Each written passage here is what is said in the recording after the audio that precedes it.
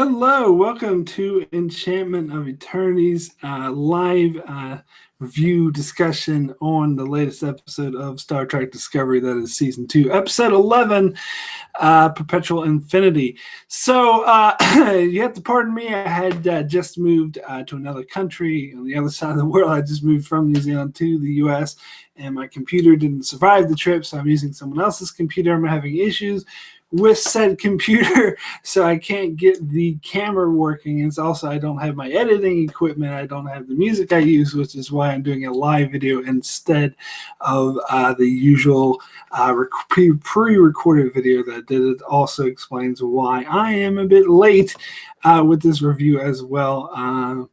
Because I also had a lot of jet lag and whatnot from my big trip. Anyway, let's get into the episode.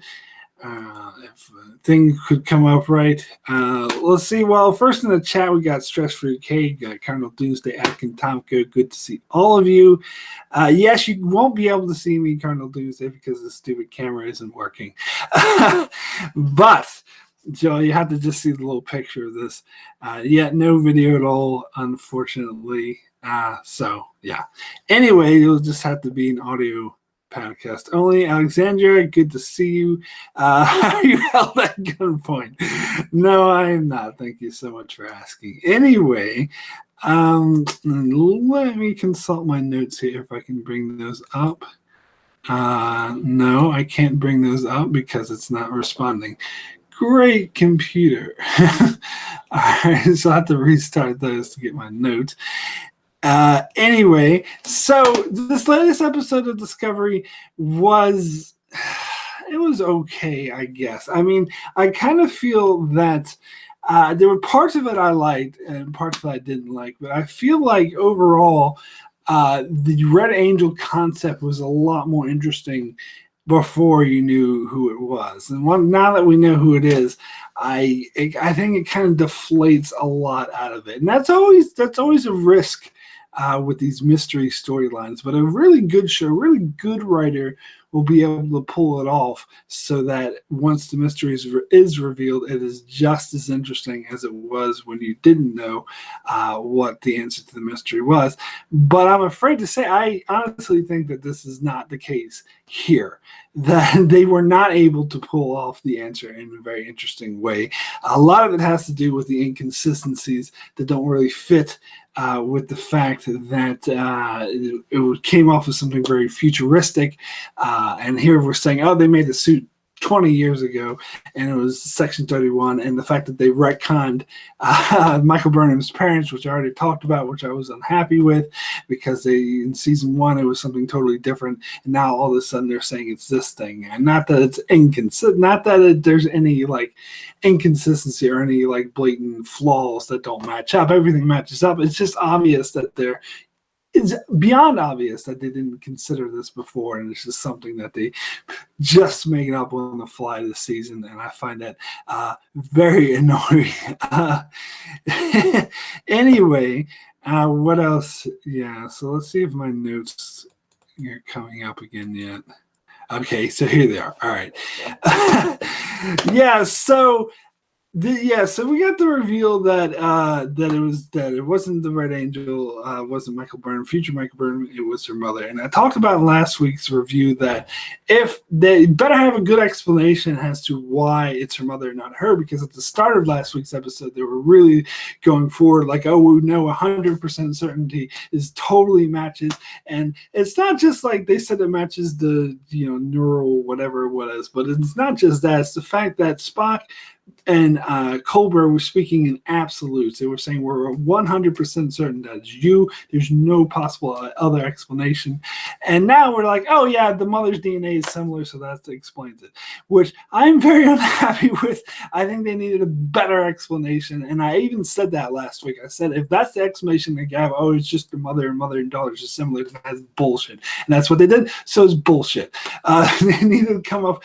I mean, there's fake outs, and I talked about this before. Fake outs are only good when they're pulled off like well. When you look back on the fake out and you'd be like, oh, that all adds up. That all makes perfect sense.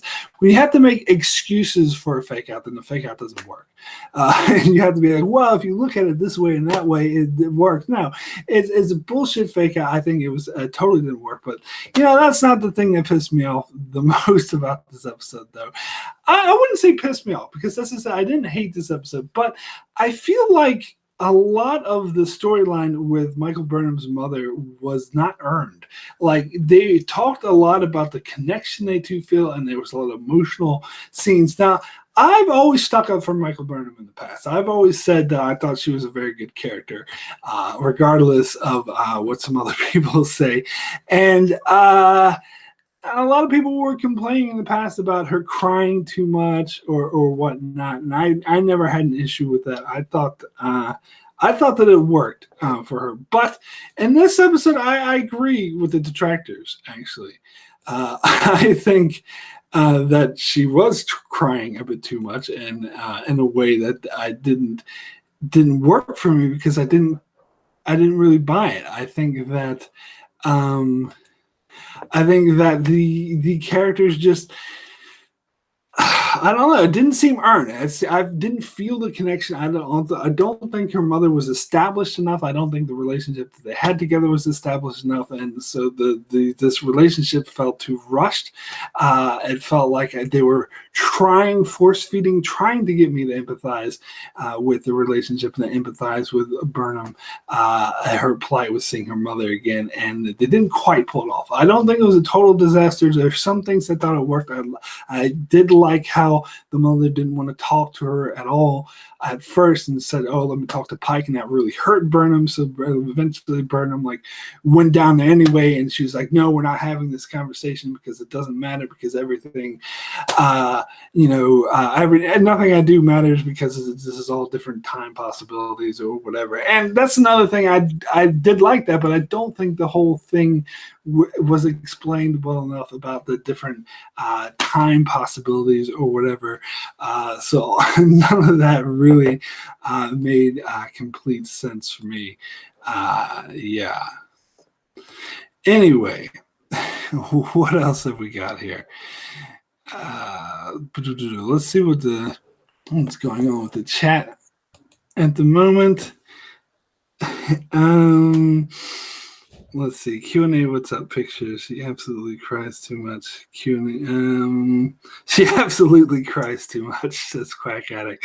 Yeah, I never thought that in the past, but I think it's been building. It's a cumulative thing. Like the episode when Saru was dying, I thought really worked. But this episode, it makes sense that she would cry when she sees her mother. I just don't think they earned it enough, so it felt kind of fake to me. But yeah, anyway, let's see who hold on, let's call it stress-free K. Mitochondrial DNA is 100% from the mother, and Culber and Tilly would never considered Mama because everyone assumed she was dead, according to Section 31. Yeah, no. Sorry. I totally don't. But because the mother's dead, we won't consider that. And to say that that's not what they were saying. They weren't saying this is a 100, but they were saying it was 100% certain Michael Burnham, without a doubt, no doubt whatsoever. So no, I'm sorry. No, I just do not buy that. Anyway, moving beyond that. Let's see. Yeah, and Spock's line about I like science. And that's the other thing. The one thing I liked about this episode was the Spock and the Burnham relationship. I think that was well cultivated over the past episodes, and it got to this point. And I love how they ended the episode with them playing chess, because before Spock wouldn't play chess with her. And this time he suggested, because he's come to terms, he'd come to realize and understand Michael Burnham, and I thought that made a lot of sense. So I think that worked. So let me check my notes here to see what else I got. Oh yeah, this episode was completely drowned in technobabble. I mean, that's something that a problem that Next Generation Voyager had in particular. And this episode I thought was this prime specimen of I didn't really get what was going on too much because there was just way too much technobabble about why the mother they had to have in a containment field or she'd be sucked into the future because of time thingies, and they had to destroy the suit because of time reasons. Blah blah blah blah. Too much technobabble in this episode. I didn't think it worked. And the thing about the whole thing about how it ended with the Terminator or Control, like shooting the Red Angel suit so that her mother would be trapped in the future with no guidelines. I didn't like that because it means that they totally fucked up. And this is what I was saying in the last week's episode. Last week's episode, I didn't really get why they were trying to trap the Red Angel in the first place. It seemed like they were just being selfish because Pike and Burnham wanted to be the ones to save the day, where it seems like they would be better off if they left the Red Angel alone. And after this episode, I am reinforced with that feeling. Not only that, but they fuck things up by making it so now the Red Angel doesn't even have their suit because they tried to trap her and keep her there. The Control was able to destroy the suit, and now she's just trapped in limbo or whatever. So they really fuck things up. And this is kind of what I was saying about with Game of Thrones, about how in season 7 they made things worse if they just sat at home and knit sweaters, and the Night King would have never come south of the wall. It's kind of the same thing here. If Burnham and Pike would have sat at home and knit sweaters, then the Red Angel probably would be fine and keep fixing things. They made things worse by trying to intercede, and they still didn't explain properly why they wanted so badly to intercede in the first place. So it makes these people who are supposed to be the heroes or the people we identify with the most, and it seems like they're idiots who are just making things worse. And I don't like that part of it at all. Anyway, let's let me check back in with the chat. Ivkin says, I really like where they're taking Spock character from where we're at the beginning of the season. Yeah, I totally agree. And I think that Spock is actually surprisingly one of the best aspects of the season. That's something I didn't expect because I wasn't happy with, we have to have Spock in there. But it's actually really working. Now, I just have to try not to compare it to Leonard Nimoy because that kind of hurts my head and that brings up some issues. But if I just judge the season on its own merits, as they did really good with the Spock character. And Colonel Doomsday says, Technobabble, I thought it was just me, Mark. Thank you. Yeah, no, it was just too much in this episode. And Akin Tomko, I think after 7 seasons of TNG, I've become immune to Technobabble. It still bothers me. The suit was destroyed. I missed that. I thought the suit went back to her with her in the future, but no, the Leyland character shot the thing through the suit, and they made the big deal about how she'd be trapped in. I watched this episode twice, by the way, and she made a big deal about how she'd be trapped in the time stream with no way to get back because the Terminator dude shot the suit. He destroyed it, and they saw it go. So yeah, the suit was fucked because of what they did. So stress-free cases. Ultimately, I predict the galaxy will survive because they won a season 3, and Disco will be Control. Well, that's pretty obvious. I mean, and whenever there's a show like that, that's pretty obvious. But the trick is more of how are they going to defeat Control. The time crystal was blown out of the suit. Okay, thank you, Alexandra. That's what happened. The time crystal was blown out of the suit. Yeah, because they did mention they did show Leyland shooting the suit, and they did mention that she was trapped and wouldn't be able to help anymore. And again, it's Pike and Burnham's fault. It's their fault. They fuck things up, and that's what I don't like. Although I did like the whole Leyland Terminator thing. I still think overall, I think someone in the chat earlier said I came around to Section 31. That's not true.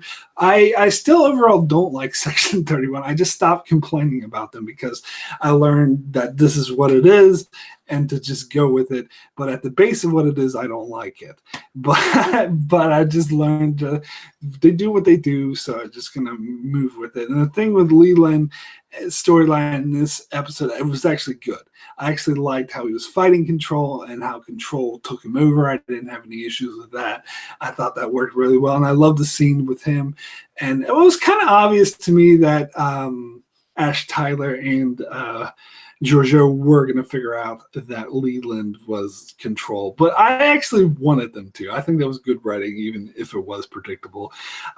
Do like how that was handled. I love the scene with Ash Tyler fighting Leyland, how he got stabbed, and how he, called Discovery and just said Leyland and collapsed. Like, that was good suspense. I thought that worked really well. The fight scene between Giorgio and Leyland, I don't know. It seemed a bit cartoonish to me. I just couldn't really get that behind it. I don't know why. I'm not sure. Don't ask me. It's just, the choreography was fine. It's just something about like the music and the way it was shot, and I don't know. It just seemed like, oh, Giorgio is such a badass. She can take on this artificial machine, whatever. I don't know. Anyway, Atkins says I tried to watch it twice, but I must admit I fell asleep at the end of the second time around just because it was late night and I was tired. I actually fell asleep a bit the first time I watched it because I was so jet lagged. I was just falling asleep whenever. Alexandra says but both the suit and the biomom have Roshadu's time-traveling energy. I forgot what it's called. Yeah, I don't know, technobabble. Atkins says, so I didn't see the ending twice, is my point. Okay. And Stress K, Ash Vonk is redeeming himself. Yeah, I think I like that. I think that's working. And that's another character. I complained a lot about him in the first half of the season, particularly like the discussion video I did with Atkin and Wes. The one thing we agreed on is that Ash Tyler was not handled very well. I'm a lot happier with his handling in the second half of the season. I think it's making a lot more sense. Even if his whole involvement in Section 31 just seems out of the blue. And of course, next week's episode is going to focus more on his baby and the Klingon thing. So we'll see how they tie that into it. I'm, of course, very dubious about the whole Klingon thing. Atkins says, I still want to know how Tyler got in that shuttle. Yeah, that is a good question. I think maybe he could have just crawled there or whatever. I would buy that. I wouldn't have an issue with that. Colonel Doomsday says Ash Tyler got stabbed as badly as Arya. Yeah, but here's the difference, Colonel Doomsday. Ash Tyler is in the future with medical technology that's super advanced. Arya got fixed by an actress in medieval times. Huge difference. Anyway, let's see. Alexander says Ash has Klingon physiology. Yeah, totally. Quack Addict says I'm still here for pushing Ash out the airlock. I like Ash. I like what they're doing with him. Yes, and Colonel says war Klingons. Oh joy. All right, so now let me see what's up with any other thing I want to say. Yeah, I've pretty much talked about everything I wanted to talk about. They really, I didn't like the fact that that this was Pike and Burnham fucking up. But I still don't think they justified, because in the last episode, like, oh, we need to do it to save all sentient life. We need to do it to save all sentient life. Why? It seems like if you left the Red Angel alone, that the Red Angel was doing fine by itself, and that you were just being selfish. Well, I need to save all sentient life because I'm awesome. I don't know. That's just why. And they fucked it up. Now her suit's fucked up. Now she won't be able to save it. Help as much, and it's their fault. They gave Control a huge advantage, so whatever. But I guess the one other thing I wanted to talk about, oh god, I slipped my mind now. Brain fart. Is the signals. that was a really interesting tidbit of information we got in this episode is when Burnham's mom was like, signals? What signals? I don't know what you're talking about. So that is a really interesting element. And of course, I think that's going to have a lot to do with how they end up saving the day or whatever, because what are the signals? Because people always just assumed it was related to the Red Angel, and because it's not, what are the signals then? Who's doing this? So I kind of like how they left that one mystery open. So it could still be something else from the future. I think Apkin was saying that Zara from the what's that called, Calypso short. I don't know, maybe. Maybe, I don't know. Well, we'll see. I think it's interesting to see. I do hope that it plays into that and explains why Zara was waiting there and what was she waiting for.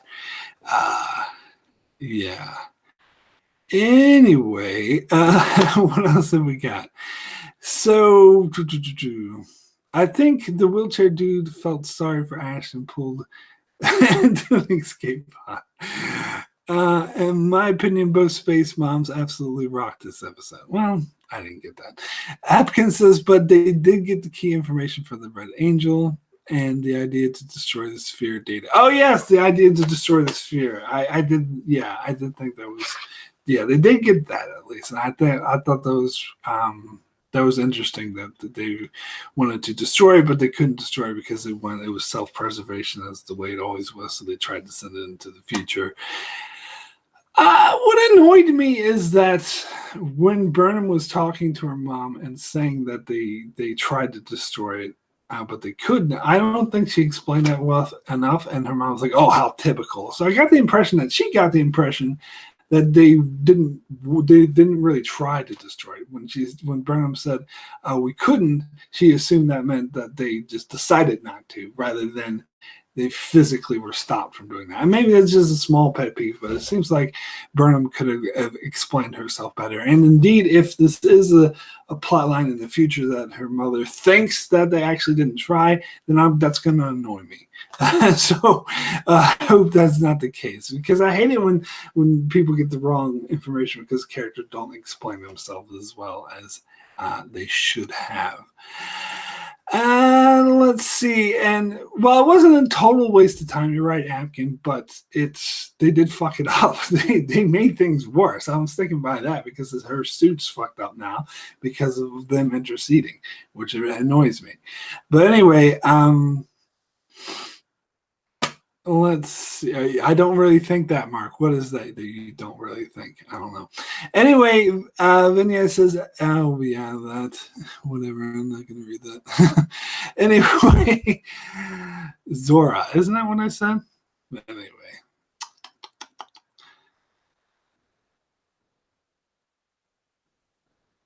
Okay, so Apkin says, I like John Aiken's theory about Zora, which is that their plan B is to hide the sphere data in Discovery and hide it in the cloud where Control can't find it for 1,000 years. And thus, that is actually a very excellent theory. I think that does make a lot of sense. And if they did do that, I think that would be great. Yeah, I'm all for that. We'll see where they go. I don't know about that, Colonel Doomsday. It's Discovery Mark, so no one explains. They explain themselves well in Discovery. I wouldn't say that. That Zora, and Apkin says that Zora is responsible for the red signals. That's what I don't really think. Yeah, I don't know. It's possible. I don't know. It's possible. I'm still open to that possibility. But I'd be happy if they went another way as well. Hey, Don, you are Control. Don't know if you were actually watching Discovery or not, but whatever. Anyway, Alexander says, personally, I felt more for the bio mom who was hardened by the time traveling conundrum. Yeah, I don't know. I don't think that was explained. They just didn't explain it enough for me. I don't think they fleshed this character out enough for me to really care about it one way or another. Yes, Stress-Free K says, yes, great theory, because I can't see Disco destroying 100,000 years of history.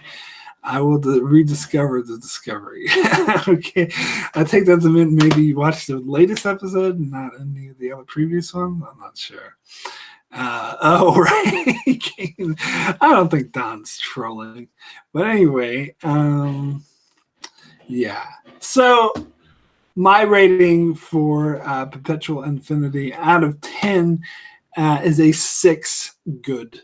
Yeah, to me, this is kind of just an average episode. It was slightly on the good side because it had the Spock and Burnham relationship really worked. I thought the well-developed Spock did a good job with him. Totally bought that. And they had some really good elements of tension in this episode, such as Leyland turning into the Terminator and trying to stop them, and like stabbing Ash Tyler's redemption, I think, was handled well.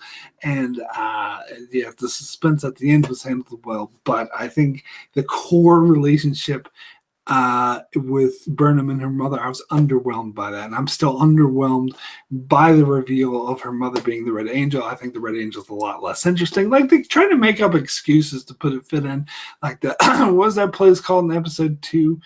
Was it Terra Elysium or whatever? It was like, oh, I did that to see if I could change the timeline. That seems like a really shitty excuse to me. It seems like that's where you had the different writers coming in, and it was just like, well, how do we explain this? Well, let's fit it into this. I don't really think this mother thing works as an explanation of the Red Angel. I don't totally hate it. I don't think it sucks. I don't think it ruins the show. But I think it's less interesting. The Red Angel is definitely less interesting now than it was. Yeah, and I'm sorry, but that bullshit about, oh, your mother and things have similar DNA, that's totally pisses me off. But anyway, yeah, so this episode was fine, but I think like Discovery with those 2 episodes in the middle were amazing. So I was under the impression that Discovery was going to end on an absolute high note, and that was just going to keep getting better and better, and season 2 would end up being amazing. Unfortunately, I now have to admit to myself that's not going to be the case after one crappy episode last week and one very mediocre episode this week, as that those 2 episodes, great episodes, are kind of a fluke. I don't know. We'll see if they're able to pull out of this rut with the last 3 episodes. If they get even better, maybe, hopefully, we'll see. I would love nothing more for them to end spectacularly, but the way things are heading, honestly, I don't expect it to.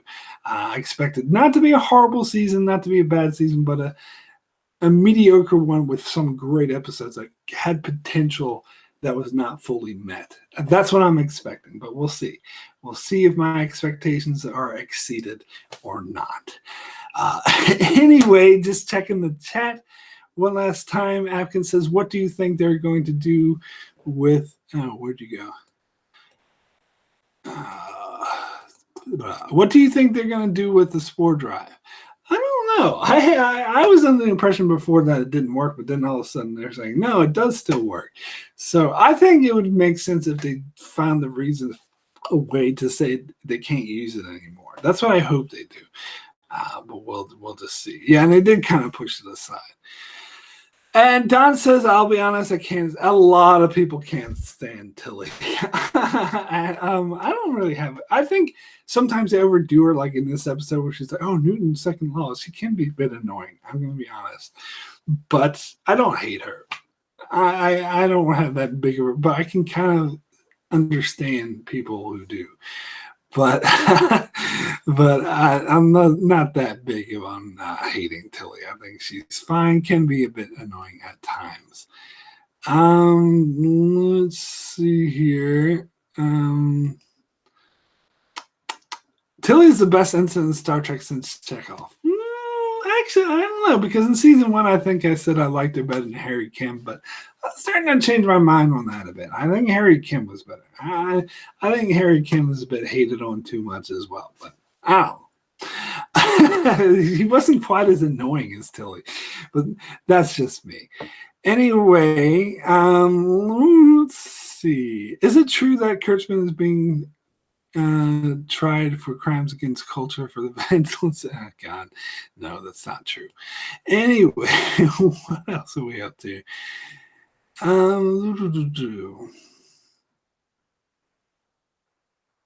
Harry Kim was the worst character ever. No, he wasn't. He was fine. I don't think you didn't watch Voyager as much as I did. They made him work in certain episodes. The thing that pissed me off, and I think the actor was a really good actor. They just didn't give the writers kind of screwed him in a lot of cases. Like the worst thing about it is that they wouldn't promote him to lieutenant, which I think made no sense. And like the actor even went to the showrunners was like, why don't you promote him? He's been on the ship for 7 years. Why doesn't he get a promotion? Like, well, somebody has to be the ensign. That's what Brennan Brecker said. Oh, somebody has to be the ensign. What the fuck does that mean? Somebody has to be the ensign. That's why I can't stand Brennan Brecker as a showrunner. He's a decent writer. Don't get me wrong, he wrote some of my favorite episodes of Next Generation Voyager, but he's not a good showrunner, and that's why he's ruining the Orville. But that's a whole nother bag of worms I'm not going to get into. I'm sort of really getting off on a tangent here. Alexander said, I accept this as a matter of taste. For example, like Reno and Minnie can't stand her. What's wrong with Harry Kim? What else have we got here?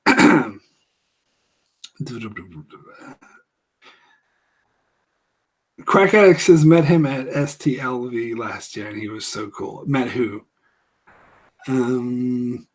Janeway gave him a black mark for screwing it. That episode, that whole, don't get me started on that Colonel Doomsday. That was so inconsistent with everything that came of Star Trek. Like Kirk can just screw every alien he wants, but Kim doesn't. He gets that episode anyway.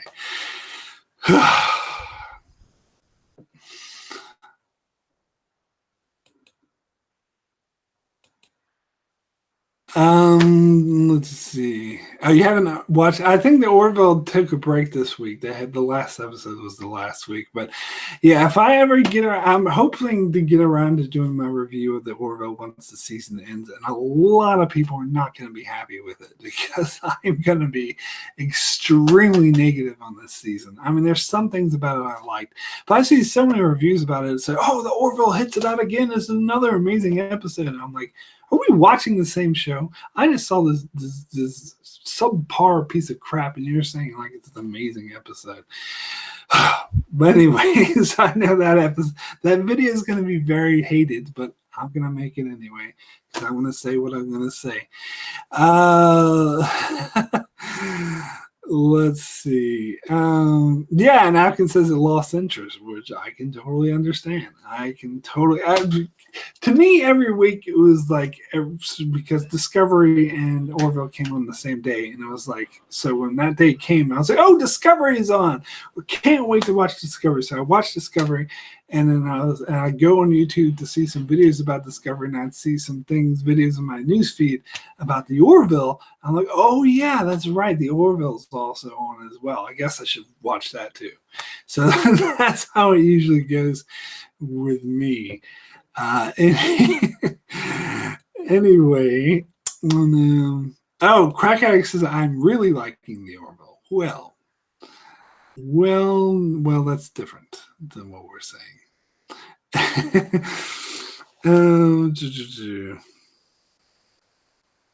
Yeah, Cardinal Doomsday says you asked me why Harry never got promoted, Mark. That's my theory why. Yeah, no, I told you why he didn't get promoted because the writers are just dumb. And in the universe, there's no reason. That whole thing about the black mark, about him screwing around, that was bullshit as well, and I didn't buy that. That's what I'm saying. Anyway,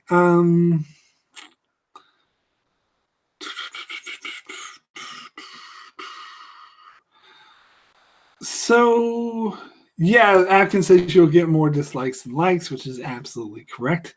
The Orville is busy rewriting the last few episodes to wrap up because there will not be a season. Oh, you said season 2, but I assume you mean season 3. There will not be a season 3. I haven't heard that, so they're canceling the Orville. Can't say I'm too sad about that. That's. I mean, I wouldn't mind seeing more of it, but whatever. During season 1, I enjoyed both shows for different reasons, but this season, the Orville lost me even as a sitcom. That I totally agree with you, Alexandra. I am right there with you. Yeah, that is exactly how I feel. That I was season 1. I was like, Discovery and Orville were both good in different ways. Season 2, Discovery is like far superior to Orville. I'm sorry. Although season, as I said, Discovery's at season 2 having its issues as well. But to me, it's like almost most consistently, Discovery ended up being better. Colonel Deuces says, I'm loving the Orville, Mark and Hopkins. So there. Well, there you go, Colonel. We'll have to have a disagreement about it. You'll have to wait for my video on season 2 of the Orville and why it just really didn't bother me. A bunch of haters. Well, on the internet, you usually find haters the other way around. People just say the Orville's awesome and Discovery sucks. So we're giving you a different flavor of hating than what you're used to. Norman says the most recent Gordon episode was just okay and a bit of a letdown after the other episodes, and now we have 2 Hollow Addicts. Actually, I thought that episode was kind of decent. And said Harry should have been promoted and a new ensign character come on Voyager background, but that would require serialization, what the producers were so adamantly against. Yep, that was Voyager's biggest downfall. Let's see. Discovery is so hit and miss, it's making me not care overall. Oh, really? It is kind of hit and miss to me, but to me, season 2 of Discovery is much far superior than season 2 of Orville. To me, season 2 of Orville was more consistently bad. There was like 1 or 2 good episodes amongst a bunch of mediocre and bad episodes, whereas Discovery was mostly good with a couple of bad episodes, a bunch of mostly good and great episodes. My opinion, of course. Valentin Voss, the actor playing Stamets, lets something know about realigning the timeline with TS smoothly during a press interview. Okay. Quackag says hater action. I think Tilly seems like people I see in real life, especially smart scientist types who are a bit socially awkward. Discovery gives you lots to think about. Yep. I also agree. Anyway. Okay, so I said in the title of this video that this is going to be my review of Star Trek Discovery and my channel update. So I'm going to finish the Star Trek Discovery section of my video now and get into my channel update part of it. And I'll put like a little link in the description that will jump to this part in case people just want my channel update. So as I said, I've just moved from New Zealand to the U.S. and my computer didn't survive the trip. I don't really have my editing equipment or my editing program. I'm working on downloading that. It looks like my computer's a lost cause. I'm still looking into that. I might have to get a new computer and transfer everything to them, and that will take rejiggering. So I'm going to have to totally change my schedule around, especially for those Patreons that support me on Patreon. Will have my upcoming schedule. I've completely changed it around. So I'm going to be taking, well, I wouldn't say I'm taking the month of April off because I'm still going to be doing a lot of videos, but a lot less, just 1 or 2 a week. So I'm still going to review Discovery weekly, and I'm going to review Game of Thrones weekly when that starts in mid-April. But that's about it. I'm going to release my Star Trek Deep Space Nine Season 7 review. Hopefully, it's going to be a bit late, though. It might come in a couple weeks. But I'm still going to do that because I want to stay consistent on the Deep Space Nine review. And I'm going to do a review for Tiamat's Wrath, the latest book when The Expanse that just came out. In fact, the book came out the day I arrived in the U.S. So as soon as I arrived in the U.S., in San Francisco, I went to a bookstore and bought it and started reading it on the plane flight back to the East Coast. So I'm going to do a review on that book sometime later this month, once I finish reading the book, the penultimate book of the Expanse series, which I'm really excited about. So that's about it. That's all I'm going to do this month, though, is Discovery coverage, Game of Thrones coverage, and then the DS9 Season 7 review, and then TMS Wrath. All the Lost reviews on the Expanse book, the show comparisons, and all that, they're being shoved aside. So the idea is, because before I had a back catalog of videos I had made in advance, so we're just uploading them, but I got so far behind with the move and everything, I no longer have videos in advance. Thankfully, nothing was lost, because I do have a hard drive which I saved back. So if you're worried about me losing a lot of stuff, that's not the case, because I saved everything to a hard drive. So that was all good. But I didn't have anything in advance made because I just got so far behind. So that's why I'm going to take April to try to make a lot of videos in advance again, like I did before. And then so by May, hopefully we'll start having these videos that I've already made the month before, if that makes any sense. So I'm going to still make these Lost videos. I'm going to still make these Expense Book to Show comparison videos, but I'm not going to put them out for a month. I'm going to try to build a back catalog again, because I've completely caught up with myself and I no longer have a back catalog. Yes, but I'll continue to do Discovery, Game of Thrones weekly, and I'll do those 2 videos I mentioned. That's it for April, which is still quite a lot. It's 1 or 2 videos a week. And also I'm doing these discussion videos. Atkins here, we're planning on doing something about Game of Thrones. Well, I'll have to see how my computer goes with that. And yeah, we might be doing weekly Game of Thrones videos as well. So I'll also be doing discussion videos. So I'll still be busy, but there'll be less coming out of my channel than usual for the next month or so. It might have to be more than just April if I'm still far behind. I'll have to see, because I want to make sure I'm not stressing myself too much, because I have a lot of other stuff, of course, to do, having just moved to a country. Yeah. Yeah, Epkin, there's going to be another new Twilight Zone. It's done by Jordan Peele. It's going to be the showrunner. That's going to be on CBS All Access. I don't think it needs to die. I think this could be good. We'll see. Excited for D Space Nine season review. Well, thanks, Quick Addict. Hard drive or cloud both work. Yeah, geez, Mark, you don't have to be lore runner. I know Cardinal Doomsday. I'm not being lore runner. It's just easier for me. It's less stressful for me if I have videos made in advance and I'm not constantly making them to put out. So you're worried about me being stressful. This is how I be less stressful. And as I said, if April's not good enough, if I still don't have enough videos in advance, then I'll take May off as well. Anyway.